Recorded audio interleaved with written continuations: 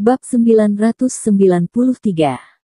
Lin Yu diam-diam mengedipkan mata saat berbicara, dan pada saat yang sama, memanfaatkan waktu dislokasi tubuhnya, memberi jalan ke kepalanya untuk memblokir wajahnya, dan berkata dengan mulutnya, "Hentikan aku.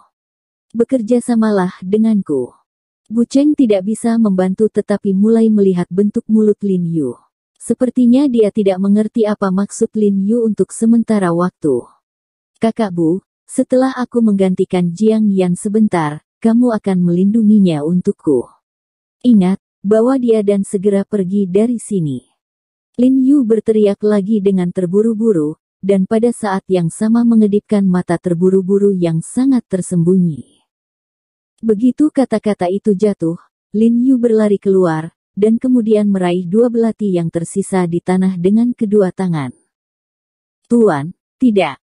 Bu Cheng juga melangkah maju ke arah Lin Yu saat ini, dengan kuat menggenggam lengan Lin Yu dengan kedua tangan, dan pada saat yang sama melihat ke arah Lin Yu dengan heran, merendahkan suaranya dan bertanya, "Tuan, apa yang saya lakukan dengan benar?" Faktanya, bahkan jika Lin Yu tidak berbicara, dia pasti akan menghentikan Lin Yu, tetapi dia tidak tahu apa yang dimaksud Lin Yu dengan kerja sama.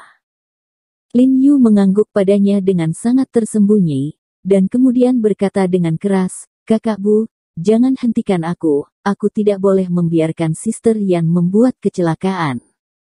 Berbicara tentang dia menjentikkan lengannya dengan kuat, membuat isyarat untuk membuang tangan Cheng Cheng, tetapi tangan Cheng Cheng seperti penjepit besi, dengan kuat memegangi lengannya, berpegangan. "Tidak, Tuan, saya tidak bisa membiarkan Anda melakukan ini." Bu Cheng berkata dengan suara yang dalam, "Aku menggunakan hidupku untuk hidup Jiang Yan." "Kakak Bu, lepaskan." Lin Yu berteriak dengan marah, "Apa kau tidak mendengarkan aku?" Ketika berbicara, dia menjabat tangannya dengan kuat, mencoba melepaskan diri dari jejak langkah kaki, tetapi dia tidak bisa membebaskan sama sekali. "Kalian berdua cepat. Siapa yang akan mati? Cepat putuskan. Aku tidak punya waktu untuk dihabiskan denganmu." Xiaowei di atas perahu mendengus, menonton sandiwara itu dan menyaksikan Bu Cheng dan Lin Yu yang bertarung memperebutkan belati di pantai, seolah-olah menyaksikan dua kera sedang ditipu. Saat ini, dia sangat menikmati strategi seperti ini, perasaan bermain dengan kehidupan orang lain. Melihat Lin Yu dan Bu Cheng di pantai tidak bisa melepaskan diri, dia tidak bisa menahan perasaan sedikit tidak sabar, dan sekali lagi mengeluarkan belati dan menunjuk ke arah Jiang Yan dan berkata, "Jika kamu tidak membuat keputusan yang baik, maka aku akan bosan." Beri tanda di wajah Sister Jiang Yan. Sebelum dia menyelesaikan kata-katanya, cahaya putih tiba-tiba menyambar seperti kilat sebelum dia bisa bereaksi. Dia memukul belati di tangannya dengan ding. Dia tiba-tiba merasakan pergelangan tangannya mati rasa, dan belati di tangannya segera terbang, menghantam lambung kapal di belakang dengan gempa dan kemudian terbang ke sungai. Adegan tiba-tiba ini membuat takut wajahnya tiba-tiba berubah. Dia menoleh dan melihat ke arah pantai, dan melihat Lin Yu yang masih di pantai tiba-tiba bergegas menuju perahu nelayan dengan kecepatan tinggi di permukaan air. Dia berlari liar di atas air. Melihat pemandangan ini di depannya, Xiaowei tiba-tiba membuka matanya, wajahnya penuh keterkejutan, dan mulutnya terbuka tanpa sadar. Ternyata Lin Yu dan Bu Cheng baru saja bertindak, hanya untuk melempar belati ketika dia tidak siap. Karena jika dia sepenuhnya fokus, Lin Yu tidak akan pernah bisa berhasil. Namun, dia berubah menjadi pikiran yang tertegun. Untungnya, Xiaowei merespon dengan cepat, dan pulih dalam sekejap. Dia bergegas ke samping untuk memegang Jiang Yan dan berkata dengan tajam, "Bunuh dia, bunuh dia." Setelah mendengar ini, pria kuat itu segera mengeluarkan pisau pendek dari pinggangnya dan menusuknya ke leher Jiang Yan. Tapi saat ini ada cahaya putih lain berkedip, dengan suara teredam, dan belati lain yang dilemparkan oleh Lin Yu jatuh langsung ke tenggorokan orang kuat itu. Pria kekar itu terhenti, tangannya yang memegang pisau pendek tiba-tiba berhenti, dan kemudian seteguk darah besar keluar dari mulutnya. Semua disemprotkan ke tubuh Jiang Yan, dan Jiang Yan tiba-tiba menggigil. Kemudian pria kekar itu membungkuk dan jatuh ke tanah dengan suara teredam. Ekspresi Xiao Ai berubah drastis saat melihat adegan ini. Tanpa mengucapkan sepatah kata pun, dia mencabut jepit rambut tajam di kepalanya, lalu menginjak kakinya, bangkit di udara, dan dengan cepat bergegas menuju Jiang Yan. Jepit rambutnya meluruskan tenggorokan Jiang Yan. Kulit Lin Yu berubah drastis. Pada saat ini, kekuatannya telah hilang, dan betisnya sudah melangkah ke dalam air. Untungnya, dia sudah bergegas ke perahu nelayan, menginjak kakinya dengan keras, dan meraih rantai gantung dari perahu nelayan. Dia berlari cepat, jari kakinya menginjak pagar di luar dek kapal nelayan, dan dia bergegas menuju Xiao Ai dengan sangat cepat. Pada saat yang sama, dia mengeluarkan belati di bahu kirinya, dan seluruh orang itu terbungkus di dalamnya. Momentum Qianjun menghantam Xiao Ai. Saat ini Xiao Ai sudah bergegas ke Jiang Yan, tetapi pada saat ini, dia tiba-tiba merasakan tekanan besar di satu sisi tubuhnya. Dia akan menoleh untuk melihat bahwa Lin Yu langsung memukulnya. Ledakan. Dengan suara keras, Lin Yu sudah memeluk tubuh Xiao Ai dan jatuh dengan berat ke sekat di belakang. Lalu mereka berdua bangkit kembali. Lin Yu memeluknya dan berguling-guling di tanah beberapa kali sebelum menghentikan tubuhnya. Lin Yu tiba-tiba berdiri dan bergegas menuju pria berotot yang memegang Xinji. "Jangan kemari." Wajah pria kuat itu berubah drastis, dia menoleh tanpa sadar dan berlari, dan kemudian dia melompat ke sungai, tetapi saat dia terbang naik turun, Lin Yu juga melemparkan belati di tangannya, memukulnya langsung. Di lubuk hatinya, tubuhnya bergetar di udara, lalu dia jatuh ke sungai dengan suara gedebuk. Lin Yu berbalik dan memisahkan tali Xin Jie dengan sangat rapi, lalu menyentuh kepala Xin Jie, dan berbisik, "Xin Jie, jadilah baik."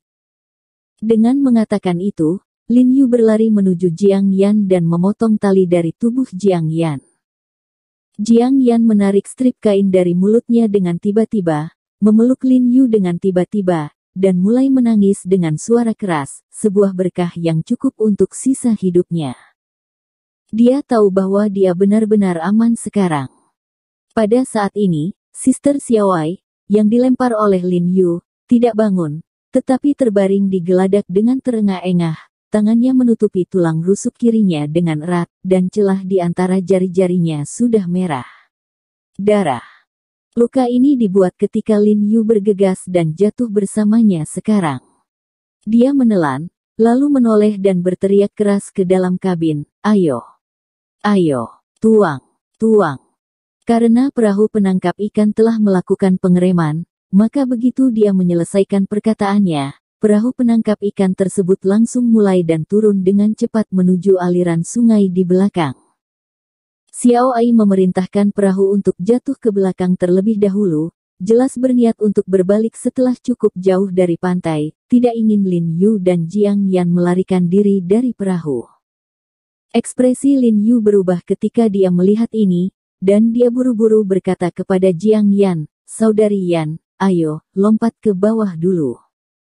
Berbicara, dia memeluk Jiang Yan dan bergegas ke belat, memeluk Jiang Yan ke pagar, dan kemudian dengan lembut mengirimkannya. Jiang Yan melompat ke sungai dengan suara gedebuk.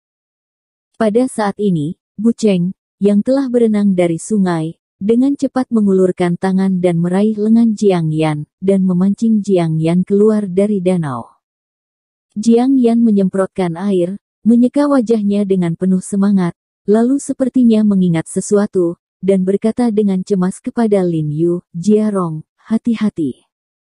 Tapi sebelum dia selesai berbicara, Lin Yu sudah meninggalkan belat dan berbalik untuk menyelamatkan Xinji, jadi dia tidak mendengarnya dengan jelas. "Jangan takut pada Xinji, aku akan mengajakmu berenang, dan kamu bisa memelukku sebentar." Lin Yu tahu bahwa seorang anak dari desa pegunungan seperti Xinji pasti tidak akan bisa berenang, jadi dia memberitahu Xinji bahwa dia harus memeluknya erat-erat setelah melompat ke air sebentar. Begitu dia selesai berbicara, Lin Yu segera mengulurkan tangan dan meraih kerah Xin Jie, berbalik dan berlari ke arah depan geladak, dengan postur yang sama seperti sebelumnya, melompat dengan Xin Jie, tetapi dia akan bergegas ke pagar belat. Saat itu, dia tiba-tiba ditusuk di tangannya, seolah-olah dia telah digigit nyamuk. Jiarong, hati-hati dan bersihkan. Setelah melihat Lin Yu digeladak, Jiang Yan segera sangat gembira dan berteriak pada Lin Yu dengan keras, hati-hati. Faktanya, ketika dia pertama kali melihat Lin Yu, dia ingin mengatakan ini, tetapi karena dia disumpal pada saat itu, dia tidak dapat berbicara sama sekali. Tetapi setelah Lin Yu membantunya melepaskan tali, dia terlalu bersemangat dan bersemangat, jadi dia melupakannya untuk sementara waktu, dan kali ini terlalu singkat. Begitu dia memeluk Lin Yu, perahu itu bergerak, dan kemudian dia ditangkap Lin Yu menjatuhkan kapalnya. Ketika dia berteriak sekarang, karena angin di sungai terlalu kuat, suaranya sedikit terhanyut, sehingga Lin Yu tidak mendengarnya sama sekali. Tapi tidak apa-apa, saya tidak mendengarnya sekarang. Saya hanya perlu mendengarnya sekarang. Jadi Jiang Yan dengan penuh semangat berteriak pada Lin Yu digeladak untuk mengingatkan Lin Yu agar berhati-hati terhadap Xin Ji. Tapi dia tiba-tiba menemukan bahwa tubuh Lin Yu membeku setelah bergegas ke pagar geladak. Tanpa maju, dia buru-buru berteriak, Jiarong, lompat, lompat. Lin Yu melirik Jiang Yan, hanya untuk merasakan bahwa kekuatan spiritual di tubuhnya jatuh dengan keras dalam sekejap, dan dia merasa pusing dan lemah di kakinya.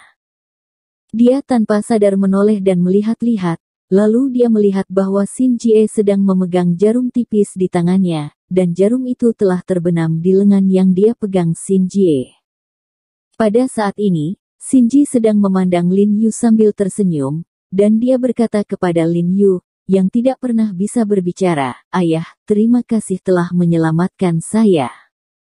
Lin Yu melihat bahwa Xin Ji benar-benar berbicara, ekspresinya tiba-tiba berubah, mengetahui bahwa dia telah direkrut, dan dia bertanya dengan suara yang dalam, "Siapa kamu?" Saat dia berbicara, dia bergoyang tak terkendali di bawah kakinya, hanya merasakan kelopak matanya yang sangat berat, lalu dia menutup matanya dan jatuh ke geladak dengan bunyi letusan. Jiarong, Jiarong.